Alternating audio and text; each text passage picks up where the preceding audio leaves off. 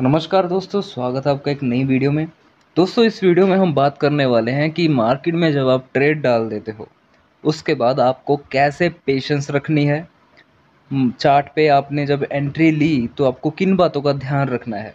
इस वीडियो में यही सब कुछ आपको क्लियर करवाएंगे और सिखाएंगे। तो वीडियो को लास्ट तक देखना, स्किप मत करना बिल्कुल भी, क्योंकि अगर एक लाइन भी छूट गई, कोई ऐसा कॉन्सेप्ट आपसे छूट गया तो फिर दिक्कत हो जाएगी, है ना। तो सबसे पहले तो जब मार्केट में बैठना है आराम से, सबसे पहले आपने अपना सेटअप सोच लेना कि आप कौन सा सेटअप यूज़ करते हो। जैसे मैं स्पॉट और रेजिस्टेंस मार्क करता हूँ, मुझे ब्रेकआउट या ब्रेकडाउन पे एंट्री लेनी होती है, और जहाँ पे मुझे छोटा सा स्टॉप लॉस दिख जाए वहाँ पे मैं अपनी ट्रेड डालता हूँ। तो मेरा ये सेटअप है। हाँ, ऐसा ही सेटअप मैं सुबह यूज़ करता हूँ, ऐसा भी किसी भी टाइम मैं सिर्फ एक ही सेटअप यूज़ करता हूँ। और मेरी ट्रेड्स ज़्यादातर, अगर मैं आपको बताऊँ, अगर मुझे इंट्राडे करना होता है तो ज़्यादातर मेरी ट्रेड 15 से 20 मिनट तक चलती है।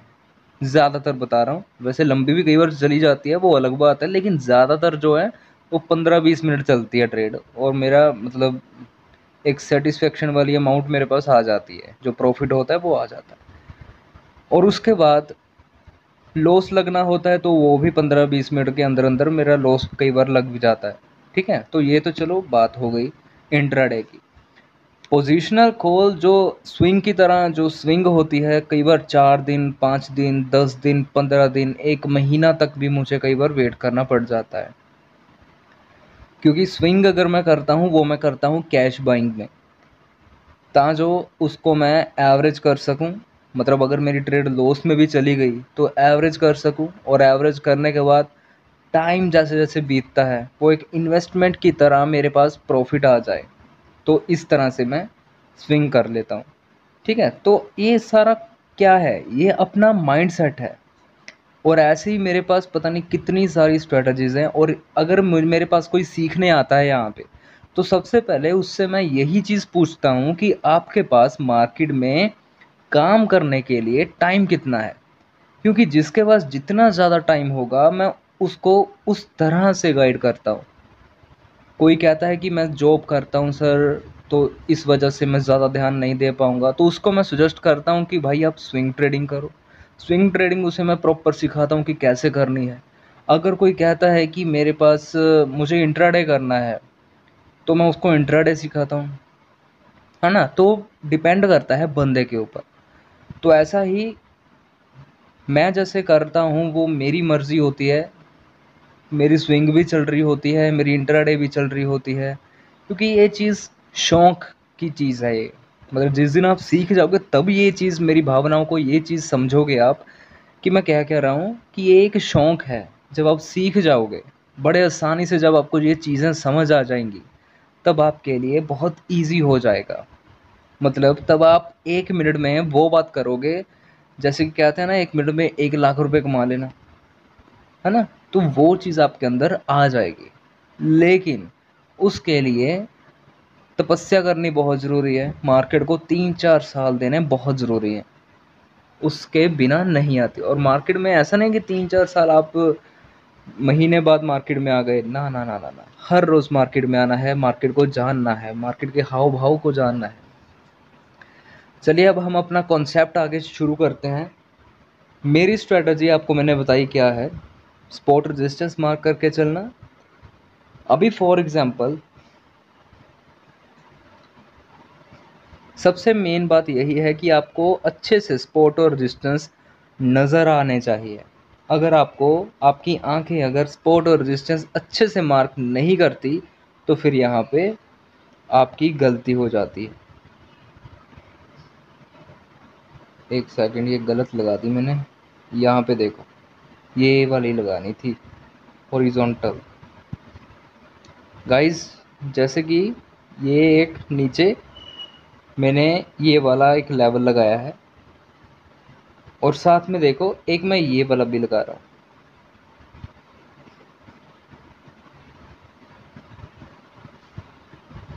अब देखो यहाँ पे आपको क्या दिखा, ऊपर से मार्केट यहाँ तक आई और यहाँ से यहाँ तक ऊपर गई, इस वाले लेवल तक। ठीक है जी, और उसके बाद यहाँ से फिर से नीचे आई। अभी जब यहाँ से नीचे आई तो ये एक सपोर्ट लेवल बन गया।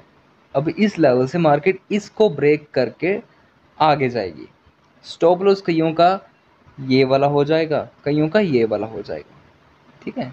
यहाँ पे तकरीबन उन लोगों का स्टॉप लॉस होगा जिन लोगों ने तुक्का लगाया होगा बाय साइड का। लेकिन यहाँ पे बहुत सारे बायर्स हैं, क्योंकि यहाँ पे प्रॉपर इसका ब्रेकआउट आता हुआ हमें दिख रहा है, ठीक है। सिर्फ इसकी ही, इतने एरिया की ही मैं सिर्फ बात कर रहा हूँ, इतने एरिया की, ठीक है। तो यहाँ पे ब्रेकआउट पे हमने मान के चलो यहाँ पे एंट्री ले ली, ठीक है। कैसे एंट्री ले ली मैं आपको बताता हूँ। सबसे पहले तो ब्रेकआउट पे आपने एंट्री लेनी है। ये देखो, ये लॉन्ग पोजीशन, ये रहा, यहाँ पे ब्रेकआउट आया और यहीं से कैंडल एक उठी है, और आप अपना स्टॉप लॉस नीचे की ये कैंडल रख सकते हैं। ये रहा आपका स्टॉप लॉस, 16 पॉइंट का आपका स्टॉप लॉस है, और आपका जो टारगेट है वो आपका टारगेट है, ये देखो ये वाला। हमेशा सबसे पहले आपने पहला टारगेट अपना ढूंढना है। ये आपका पहला टारगेट है। अभी ये मैंने पहला टारगेट ये कैसे क्यों लगाया है, ध्यान से देखो। तभी मैंने अभी आपको कहा कि जब तक आपको अच्छे से सपोर्ट रेजिस्टेंस नहीं नज़र आएंगे तब तक आप समझ नहीं पाओगे। तो अपनी आंखों को ऐसा बनाना है कि आपको सपोर्ट और रेजिस्टेंस समझ आए। यहाँ से मार्केट यहाँ तक गिरी, ये क्या बन गया, ये स्पॉट बन गया। क्यों बना ये स्पॉट, क्योंकि यहाँ से मार्केट अप साइड में गई है, ठीक है। पहले ऊपर से ऐसे गिरी, फिर ऐसे ऊपर चली गई, ये स्पॉट बन गया। फिर यहाँ से यहाँ तक ऐसे नीचे गिर गई, तो ये जो चीज़ है ये रेजिस्टेंस बन गया, ठीक है। मार्केट जहाँ से आती है और नीचे गिरने के बाद ऊपर की तरफ जाती है वो स्पॉट बन जाता है, आपकी धरती बन जाती है। और जब कोई मतलब मार्केट जब ऊपर की तरफ जाती है और जहाँ से टकराने के बाद नीचे की तरफ फिर से आ जाती है, ये चीज़ हमारे लिए छत बन जाती है, ठीक है। और मार्केट ऐसे नीचे आई, फिर ये ऊपर गई, फिर नीचे आई, फिर ये यहाँ से ब्रेकआउट आया, ब्रेकआउट पे हमने एंट्री ले ली, और ये रहा हमारा पहला टारगेट जो कि ऐसे हमने सेट कर लेना है। अभी यहाँ पे मार्केट क्या करेगी, यहाँ पे मार्केट सिर्फ दोस्तों दो ही चीज़ें कर सकती है। यहाँ से एंट्री बनेगी, बायर्स को पता है, बायर्स का क्या काम है, सेलर्स को ट्रैप करना। तो बायर्स सेलर को ट्रैप करने के लिए ऊपर की तरफ जाएंगे, और ये रहा उनका पहला टारगेट। अगर तो बायर्स ज़्यादा हुए मार्केट में तो वो इस लेवल को ब्रेकआउट कर देंगे और ऊपर चले जाएंगे।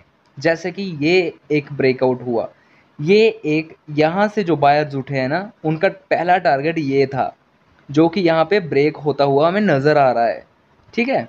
नज़र आया, बायर्स ज़्यादा थे यहाँ पे, तो नज़र आया बायर्स बहुत सारे हैं, ऊपर की तरफ ये गया, ब्रेकआउट हो गया, यहाँ पे नई एंट्री हो गई बायर्स की, और ज़्यादा बायर्स यहाँ पे आ गए, ठीक है। जो स्कैल्पर थे वो यहाँ पे एग्जिट कर गए होंगे, निकल गए होंगे, लेकिन जो कि जैसे मेरे जैसे हैं उन्होंने यहाँ पे भी ट्रेड किया होगा, जो कि प्रॉपर ब्रेकआउट भालते हैं। अभी किसको क्या पता था कि यहाँ पे ग्रीन कैंडल बन जाएगी एकदम से, है ना।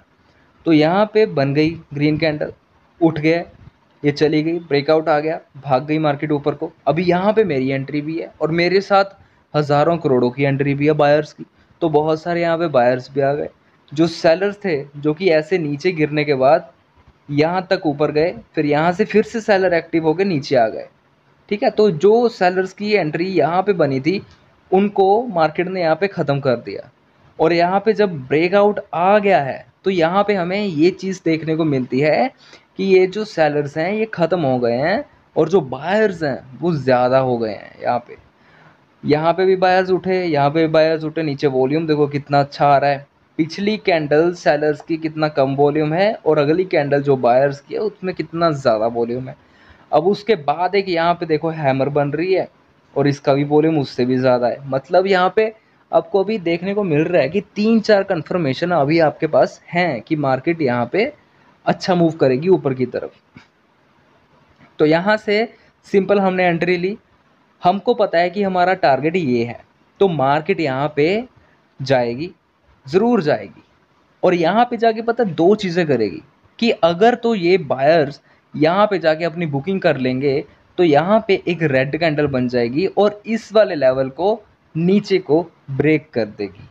यहाँ पे आपको एक प्रॉपर ब्रेकआउट दिख रहा है। यहाँ पे अगर बायर्स कम हो जाएंगे, ध्यान से सुनना, यहाँ पे बायर्स ज़्यादा थे तो ब्रेकआउट हमें प्रॉपर दिख रहा है, ठीक है।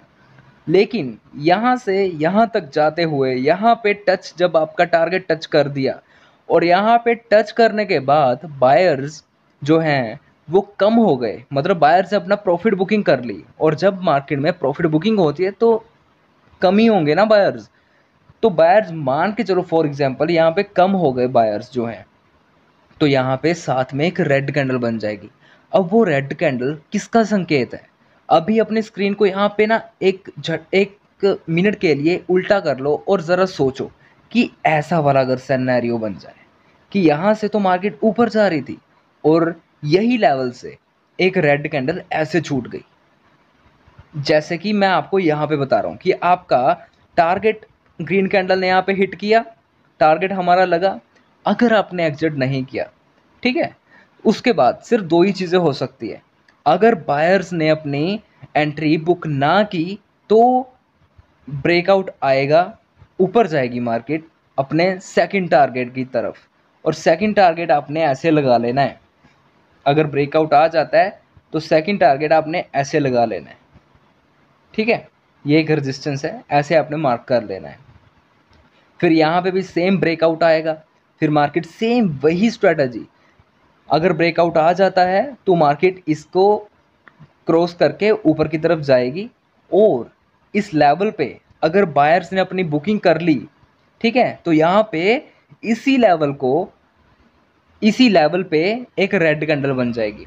अगर ध्यान से सुनो, फिर से बता रहा हूँ, अगर बायर्स ने किसी भी लेवल पे जो कि उसका टारगेट है उसको टच करने के बाद अगर बुकिंग कर ली बायर्स ने, अगर और बुकिंग करने के बाद उसके साथ में एक रेड कैंडल बन गई नीचे को जो कि उसी लेवल को ब्रेक कर रही है नीचे की तरफ और क्लोज हो जाती है, तो वहाँ पे सेलर्स एक्टिव हो जाएंगे और वो जाएंगे आपकी एंट्री तक, मतलब सेलर्स जाएंगे बायर्स की एंट्री तक।